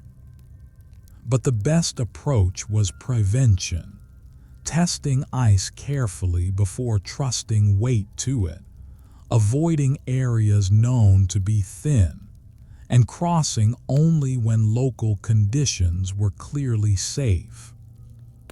Snow on roofs presented another hazard. The steep roofs characteristic of Northern European architecture were designed to shed snow, allowing it to slide off before accumulating to dangerous weights. But even well-designed roofs could be overwhelmed by particularly heavy snowfall, especially if the snow was wet and heavy rather than light and dry. The collapse of a roof under snow load was a disaster for any household, destroying shelter and potentially injuring or killing those inside. Avalanches threatened mountain communities. The same snow that made high passes impassable could also become unstable on steep slopes, releasing suddenly and sweeping down into valleys where people lived. Communities in avalanche-prone areas developed knowledge of which slopes were dangerous, which conditions preceded slides, and where to build to minimize risk. This knowledge, accumulated through bitter experience, was passed from generation to generation. Coastal storms posed hazards to those who lived near the sea. The more frequent and severe storms of the Little Ice Age could drive waves over sea walls and into low-lying areas. They could damage or destroy boats and harbor facilities. They could cut off coastal communities from their neighbors for days or weeks. The people who lived along the coasts of Europe and America learned to watch the sky and see for signs of approaching storms, to secure what could be secured, and to take shelter when the weather turned dangerous. Frostbite was a personal hazard that threatened anyone who spent time outdoors in extreme cold. The damage to tissue caused by severe cold could result in the loss of fingers, toes, ears, or nose. Prevention involved keeping extremities covered and dry, limiting exposure to the coldest conditions, and recognizing the early signs of cold injury before they progressed to serious damage. Treatment, once frostbite had occurred, was limited by the medical knowledge of the time, and serious cases could result in permanent disability. Fire was paradoxically one of the greatest hazards of cold weather. The same fires that provided essential warmth could escape their hearths and consume the buildings that depended on them. The combination of open flames, dry winter air, and combustible building materials made fire a constant concern. Many communities maintained fire watches, with designated individuals responsible for spotting fires early and organizing responses. But once a fire took hold in the cramped, wooden structures typical of the period, it could spread rapidly, destroying homes and sometimes entire neighborhoods. The precautions that communities developed against these hazards were practical and often effective. They involved accumulated knowledge about local conditions, shared responsibility for watching and warning, and practices designed to minimize risk. But no precaution was perfect, and the hazards of the Little Ice Age claimed lives and property despite the best efforts to prevent them. The people who lived through this period knew that winter was dangerous as well as cold, and they approached each season with respect for what it could do. If your attention has wandered, we are moving carefully now, noting how people read the winter's dangers and placed small safeguards where they could. Their knowledge accumulated through generations of cold seasons. The Little Ice Age was not a uniform period of unbroken cold. Within the 3 centuries that it encompassed, there were variations, clusters of particularly severe years and intervals of relative mildness that gave temporary relief. These quieter periods, when the climate seemed to ease, were noticed by those who lived through them, though they could not know whether the relief would last or whether the harsh conditions would return. The warming intervals within the Little Ice Age came without announcement and departed without warning. A series of milder winters might follow a decade of severe ones, and people would begin to hope that the difficult times were ending. Farmers would experiment with crops that required longer growing seasons. Merchants would plan journeys that assumed better traveling conditions. The accumulated caution of hard years would begin to relax as the immediate pressure of cold seemed to lift. During these milder periods, the infrastructure that the cold had strained could recover somewhat. Roads that had been impassable for months each year might be usable for longer stretches. Rivers that had frozen regularly might stay open more often, restoring the water transport that communities depended on. Harbors that had been ice-choked might see more sailing days, improving the connections between port towns and the wider world. Agriculture responded to these warmer intervals with renewed productivity. Farmers who had been forced to grow only the hardiest crops in the most marginal lands found that slightly more demanding plants could succeed again. Harvests improved. The stores of food that communities had learned to maintain against bad years accumulated rather than being depleted. The edge of survival that the worst years had brought seemed to retreat, if only temporarily. But these milder intervals never lasted. The cold would return, sometimes gradually, sometimes with sudden severity. A particularly bad winter after several mild ones could be more damaging than it would have been in the midst of a consistently harsh period, because people had relaxed their precautions and depleted their reserves. The variability of the climate was itself a challenge, requiring communities to maintain their readiness for cold even when conditions seemed to be improving. The milder periods also allowed for reflection on what the cold had meant. Chroniclers who recorded the weather and its effects could look back at sequences of severe years and try to discern patterns.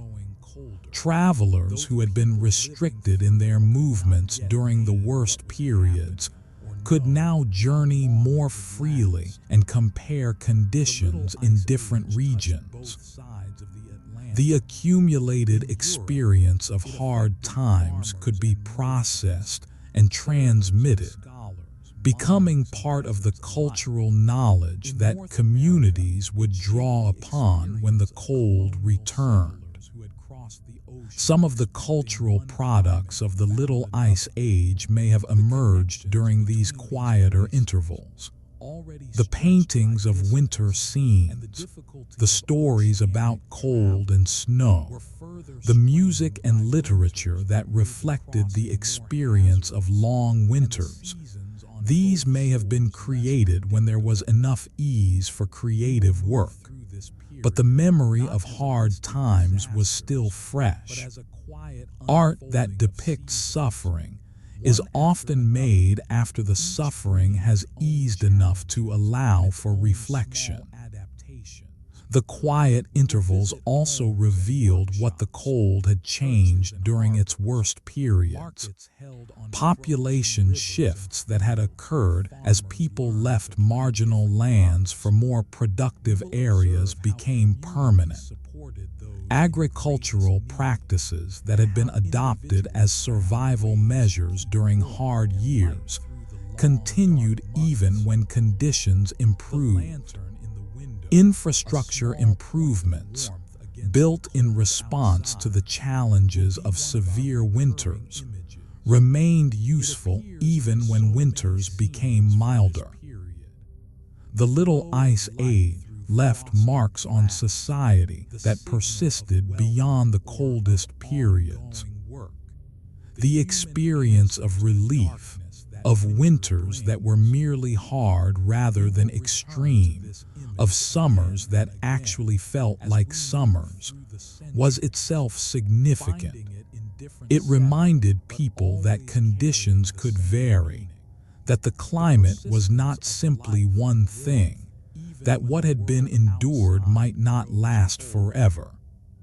This hope was sometimes disappointed when the cold returned, but it was also sometimes justified when longer periods of mildness followed. The variability that made planning difficult also provided moments of respite. The landscape responded to the milder intervals in visible ways. Snow that had lingered late into spring melted earlier. Rivers that had frozen ran freely. Plants that had been beaten back by cold weather recovered and spread. The visual transformation of the environment during these warmer periods was a counterpart to the human experience of relief, a reminder that the world was dynamic, not static, and that cold was only one of its possible states. If you've been elsewhere in thought, we are in one of the gentler spells now, when people dared to hope that the long run of harsh winters might finally be ending, the light staying longer and the snow melting sooner.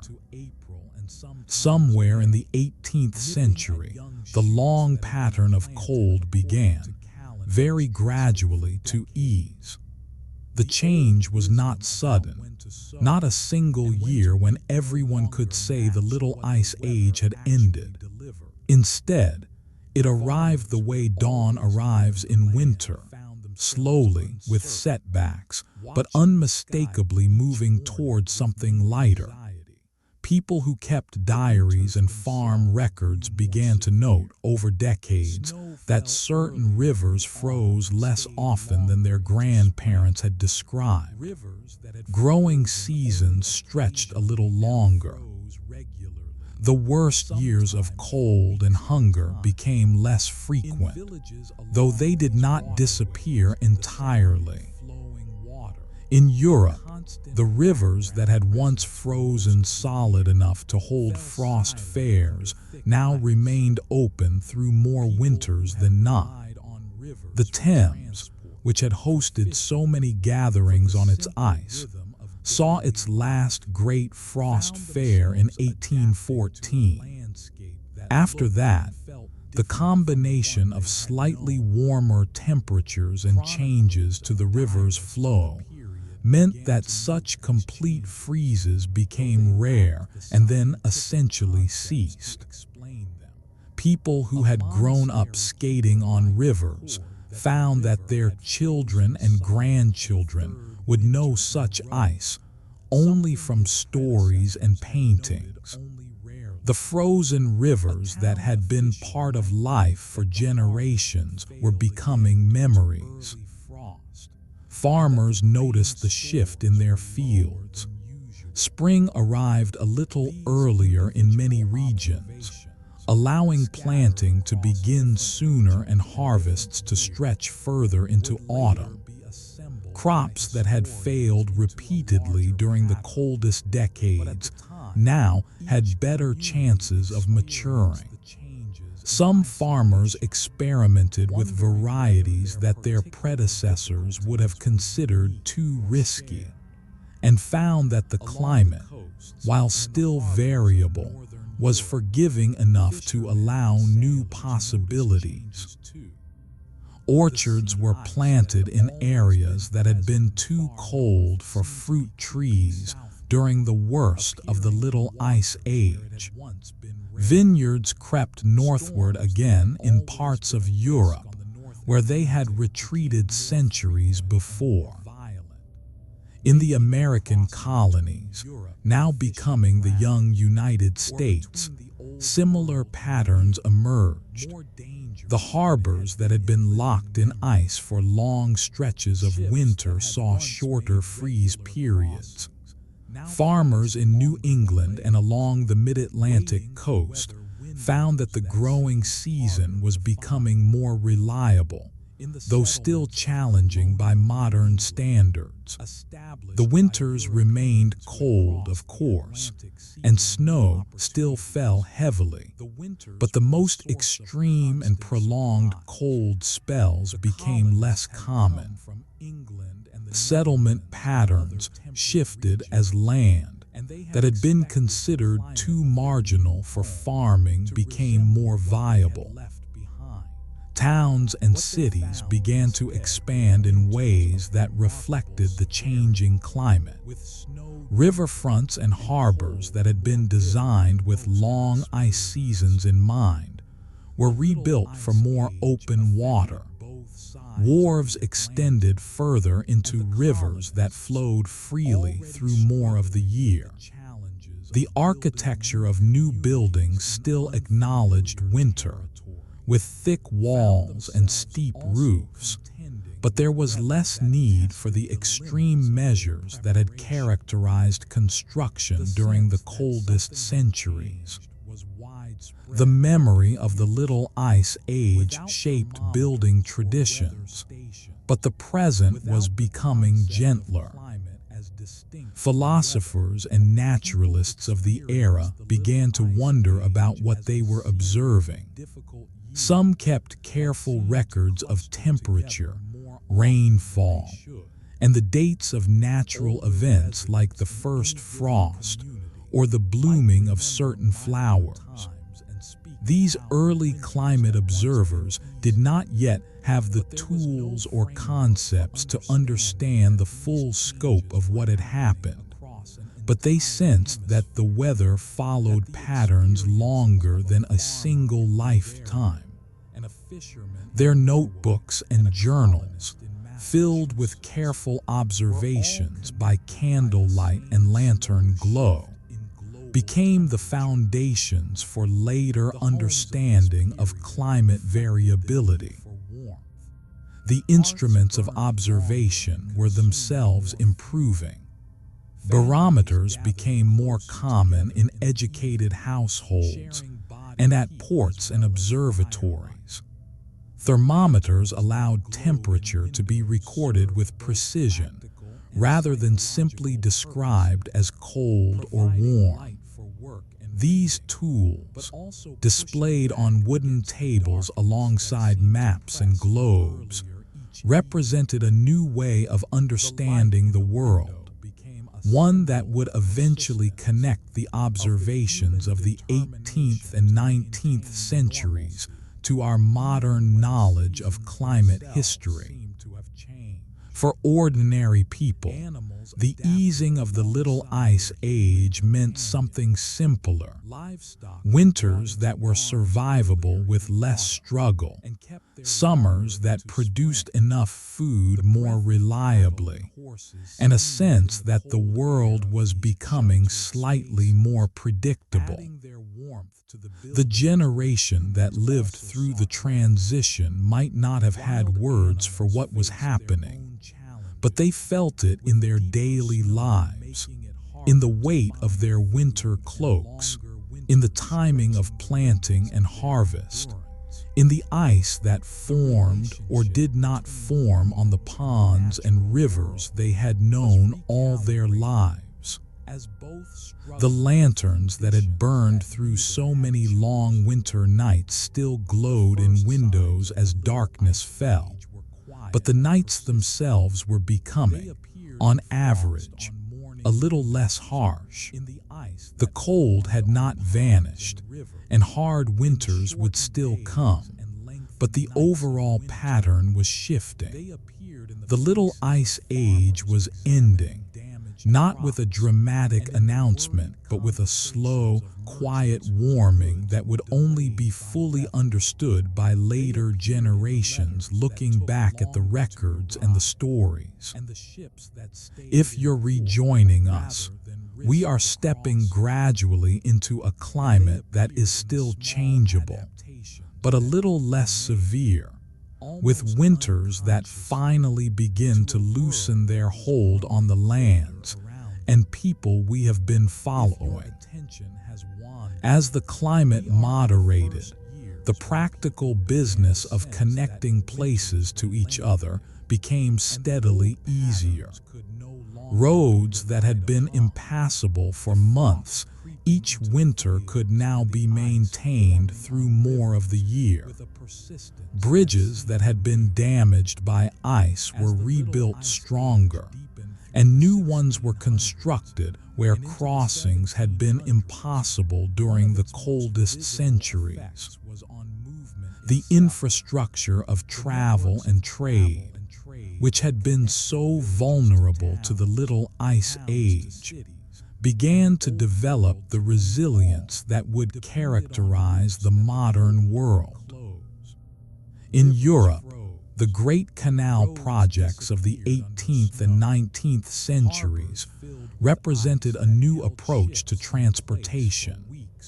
Canals could freeze, of course, but they were designed with an understanding of winter and could be cleared more easily than rivers with their unpredictable ice flows.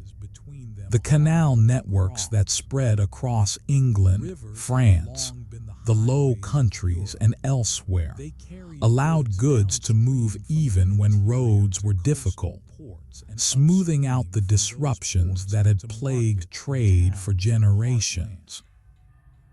Barges loaded with coal, grain, and manufactured goods traveled along these artificial waterways, their progress steady and predictable in ways that earlier generations would have found remarkable. The arrival of railways in the 19th century added another layer of resilience. Trains could operate in conditions that would stop wagons and coaches. Snow could be cleared from tracks, and the powerful engines could push through drifts that would have halted horse-drawn vehicles. The railway stations that appeared in towns across Europe and America became symbols of connection, places where travelers arrived from distances that would have taken days or weeks by earlier methods. The isolation that had characterized so many communities during the Little Ice Age began to dissolve as the iron rails spread.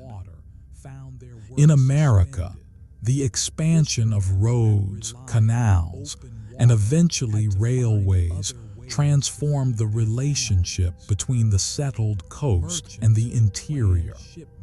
The Erie Canal, completed in 1825, linked the Great Lakes to the Atlantic and opened vast new territories to trade and settlement.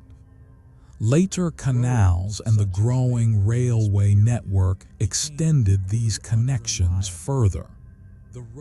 Families who had been isolated on frontier farms during long winters now had access to markets and supplies that made winter less of a threat to survival. The continent was being knitted together by roots that functioned regardless of season. The coaching inns and roadside taverns that had served travelers during the Little Ice Age remained important, but their character changed. Instead of sheltering stranded travelers waiting for roads to reopen, they became regular stops on predictable journeys. The conversations in their common rooms shifted from anxious discussions of weather and road conditions to the ordinary business of commerce and news. The sense of winter as a barrier to movement faded, replaced by a confidence that travel could continue through all but the worst conditions. Towns that had been relatively isolated during the coldest centuries found themselves integrated into larger networks. Market towns that had served only their immediate regions now received goods from distant places and sent their own products further than ever before.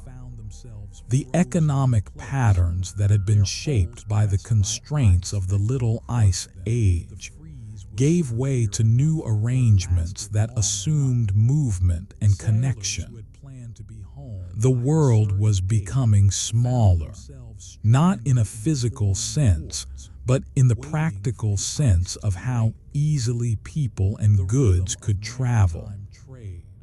The memory of the icy centuries did not disappear immediately. Older residents remembered when rivers froze solid and roads vanished under snow for months. They told stories of winters that seemed almost mythical to younger generations who had never experienced such conditions. But these memories gradually softened, becoming part of family lore rather than lived experience. The Little Ice Age became history, something that had happened to ancestors rather than something that shaped daily life. For those who traveled the new roads and railways, the winter landscape was still beautiful and sometimes challenging, but it was no longer the formidable barrier it had been. The lanterns that lit station platforms and inn yards glowed as they always had, but they illuminated a world where winter was a season to be managed rather than endured. The paths that had been cleared through centuries of cold remained open, and new paths were being created all the time. If you have slipped away and come back, we are watching routes that were once closed by winter become steadier threads connecting towns, ports, and farms. As the world grows smaller and more accessible, the Little Ice Age left traces that outlasted the cold itself. In museums and galleries across Europe, paintings from those centuries show winter landscapes that seem almost impossibly frozen. Skaters gliding across canals that stretch to the horizon. Villages buried in snow, frost fairs, bustling with life on rivers that no longer freeze.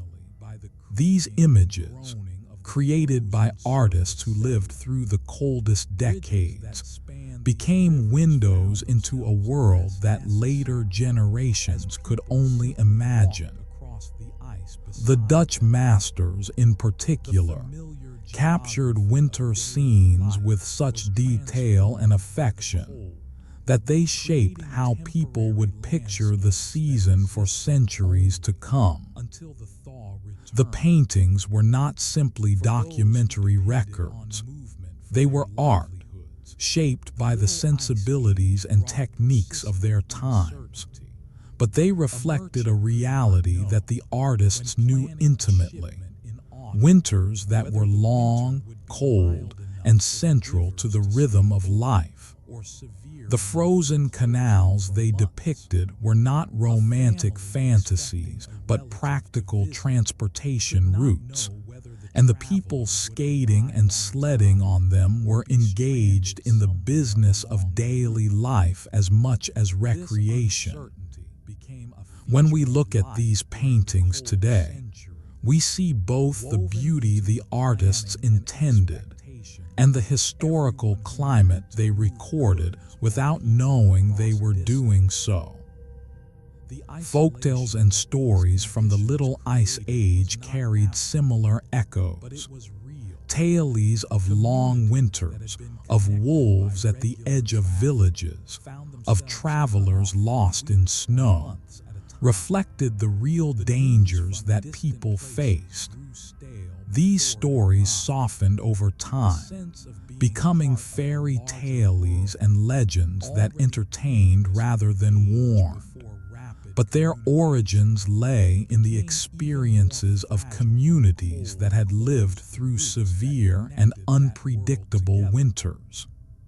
The images of winter in European folklore, from snow-covered cottages to mysterious figures in frozen forests, drew on generations of experience with cold that went beyond ordinary seasons. Winter holidays took on particular importance during the Little Ice Age, and many of the traditions we associate with Christmas and other midwinter celebrations were shaped by the need for light, warmth, and reassurance during the darkest and coldest months. The candles in windows, the evergreen decorations, the gatherings around warm food and drink, all served practical and psychological purposes in communities facing long, hard winters. These traditions persisted after the climate moderated, carrying forward the emotional logic of the Little Ice Age, even when the specific conditions that had created them had changed. Architecture and building practices also reflected the lessons of the cold centuries. The thick walls, steep roofs, and small windows of traditional Northern European buildings were designed to conserve heat and shed snow. These features became so standard that they continued to be built long after the Little Ice Age ended, shaping the appearance of towns and villages in ways that persist today. The design principles developed during centuries of cold became part of the built environment, visible reminders of a climate that had passed. Fashion, too, bore the marks of the Little Ice Age. The heavy woolens, fur linings, and layered garments that characterized dress during the coldest centuries became part of the European and American wardrobe in ways that outlasted their immediate necessity. The association of winter with certain fabrics and styles, with the particular warmth of specific clothing, reflected generations of adaptation to cold that had become cultural habit. Even as heating improved and buildings became warmer, people continued to dress for winters that were, in some ways, already memories. The Little Ice Age became a quiet background to other historical changes that receive more attention in textbooks. The religious conflicts, political revolutions, and economic transformations of the 16th through 19th centuries all took place against a backdrop of climate that shaped agriculture, trade, and daily life in ways that historians are still working to understand fully. The cold centuries did not cause these events, but they provided the environmental context in which they unfolded, a constant presence that affected everyone even when it was not the focus of attention. For us, looking back from a warmer present, the Little Ice Age offers lessons in adaptation and resilience. The people who lived through it did not have modern technology or scientific understanding, but they found ways to cope with conditions that were genuinely challenging. Their adaptations, preserved in art and architecture, in stories and customs, in the very fabric of the cultures they created, remind us that humans have always lived in relationship with climate, adjusting and enduring as conditions change.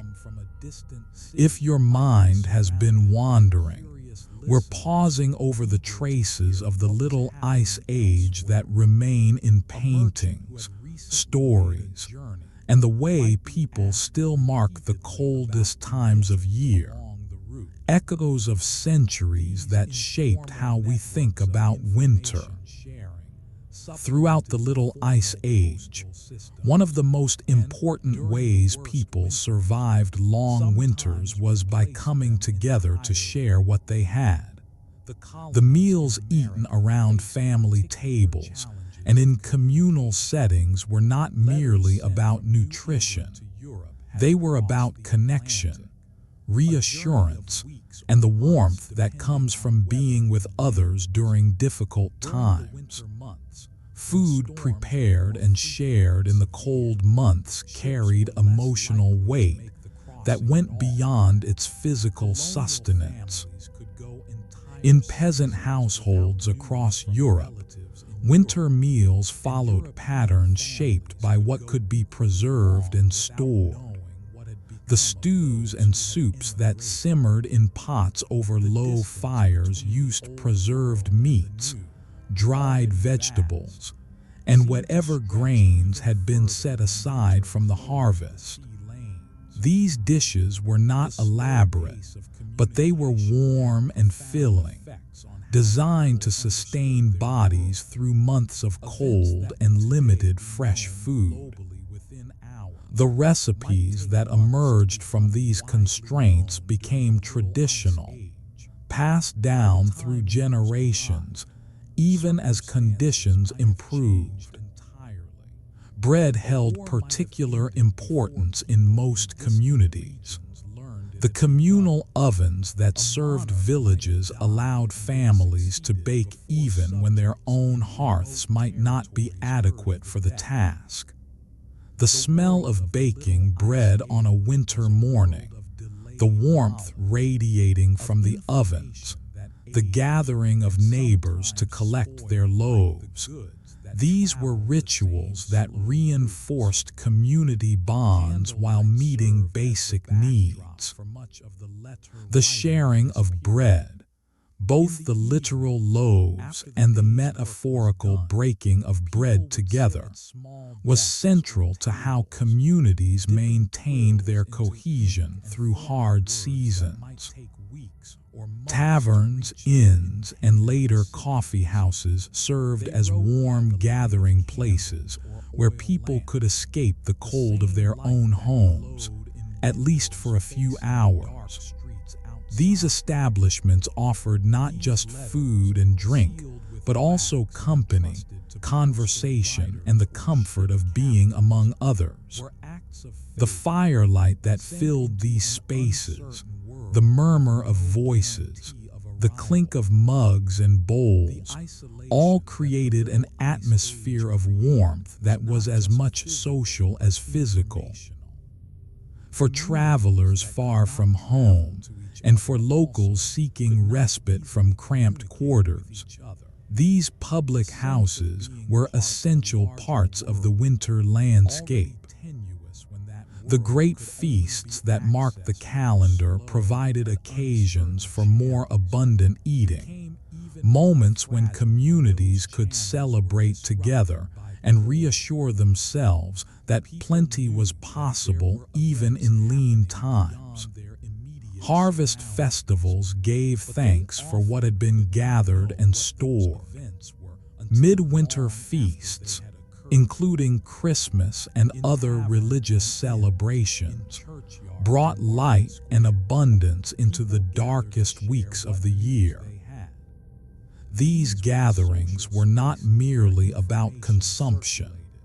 They were about affirming that the community had survived another year and would continue to do so.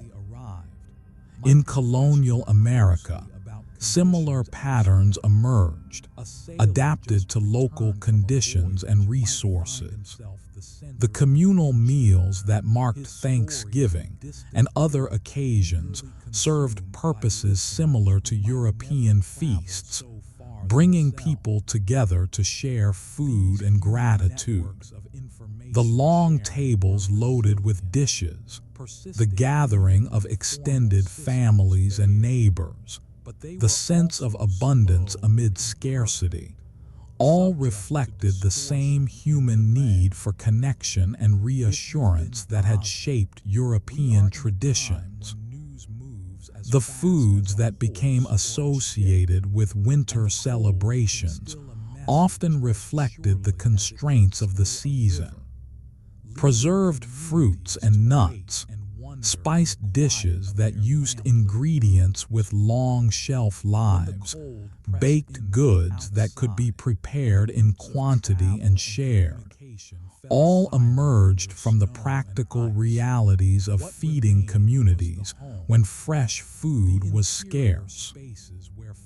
These foods became traditional not despite their origins in necessity, but because of them, carrying forward the flavors and textures of meals that had sustained people through difficult times.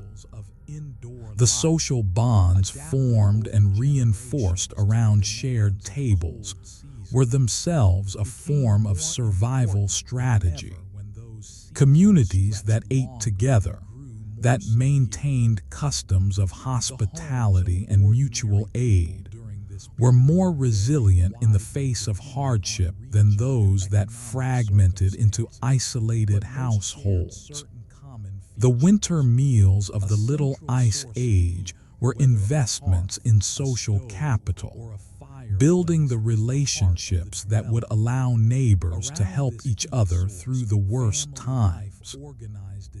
As we imagine these scenes, perhaps by candlelight, with faces lit by fire and voices low in conversation, we can sense something of what those gatherings meant.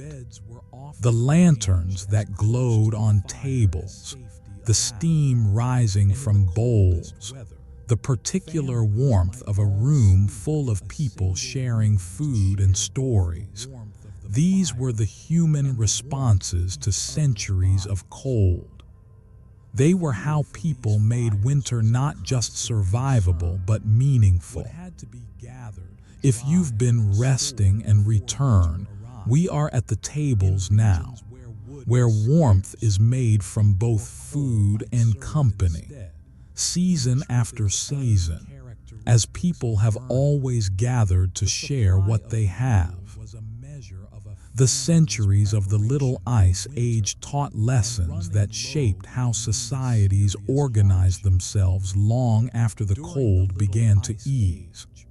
The repeated poor harvests, the disruptions to trade and travel, the challenges of feeding populations through severe winters, all these experiences accumulated into a body of hard-won knowledge that influenced agriculture, governance, and the decisions of countless families about where and how to live.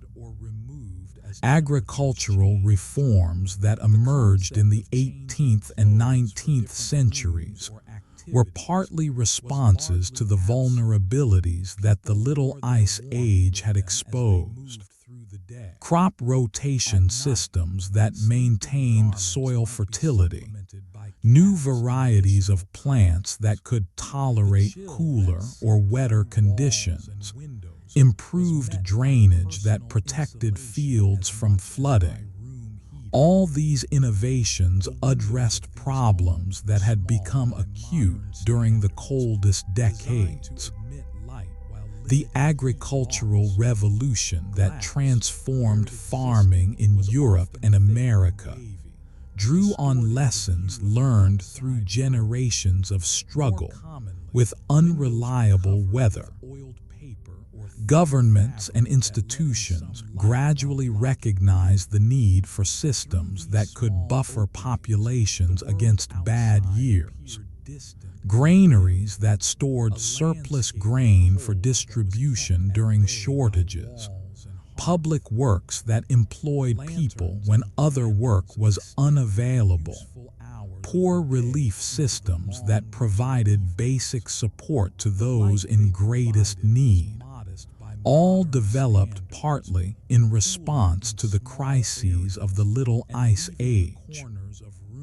These institutions were imperfect and often inadequate, but they represented an acknowledgement that society had responsibilities that extended beyond individual households. The decision to emigrate, to leave the place where one's family had lived for generations and seek a new home elsewhere, was often influenced by the climate pressures of the Little Ice Age. Families in marginal agricultural areas, where repeated crop failures had made survival uncertain, looked to lands where conditions might be more favorable. Some moved within Europe, from higher elevations to lower, from more exposed regions to more sheltered ones. Many more crossed the Atlantic to America, seeking the opportunities that a new continent seemed to offer. The Little Ice Age was not the sole cause of these migrations, but it was a persistent factor in the calculations that families made. The hard winters, the poor harvests, the sense that the old home could no longer reliably support life, all contributed to decisions that reshaped populations on both sides of the Atlantic. The ships that carried immigrants to America, loaded with people and their few possessions, were part of a great movement that the climate had helped to set in motion. In the areas that received these migrants, the patterns of settlement and development were influenced by what the newcomers brought with them. Their expectations about weather, their agricultural knowledge, their building traditions, their customs and beliefs. The communities that grew in America during and after the Little Ice Age bore the marks of European experience with cold centuries, adapted to new conditions but rooted in old lessons. The political and economic changes of these centuries, the rise of nation-states, the development of capitalism, the transformations of social structures, all unfolded against the backdrop of climate that we have been exploring. The Little Ice Age did not cause the French Revolution or the Industrial Revolution or any of the other great events of the period, but it was part of the environment in which these events occurred. The pressures of feeding populations through difficult winters, the disruptions to trade and agriculture, the movements of people seeking better conditions, all shaped the context in which history was made. As we look back at these long lessons, we can see how societies learned from experience, sometimes slowly and imperfectly, but ultimately developing greater capacity to cope with environmental challenges. The granaries and the agricultural reforms, the improved roads and the social institutions, all represented accumulated wisdom about living in a world where climate could not be controlled or predicted. These lessons remain relevant today, reminders that adaptation is possible and that communities can develop resilience through cooperation and planning. If your thoughts have drifted, we're looking at the quiet adjustments that turned hard lessons from cold centuries into new ways of farming, building, and traveling. As societies learned from experience and prepared for futures they could not fully foresee. And so we come to the end of our journey through the Little Ice Age, having traveled across 3 centuries and 2 continents, following the cold as it shaped the lives of ordinary people in ways both dramatic and subtle. We have walked through villages where farmers watched late frosts nip at their fields, stood on frozen rivers where ice held boats and later held fairs, and warmed ourselves by hearths where families gathered against the long winter nights. The Little Ice Age was not a single event but a pattern, a period of several centuries when the climate of the Northern Hemisphere was cooler and more variable than what came before or after. It was not endless ice, not a frozen wasteland, but something more nuanced. Winters that were often harsher and longer, summers that were frequently cooler and shorter, and an overall unpredictability that made life more difficult for those who depended on the land and the sea. The rivers froze more often. The growing seasons were compressed. The storms were at times more severe, and through it all, people adapted. We have seen how they adapted in their homes, building hearths and chimneys that could hold heat, sleeping close together under thick bedding, bringing animals indoors for warmth and protection.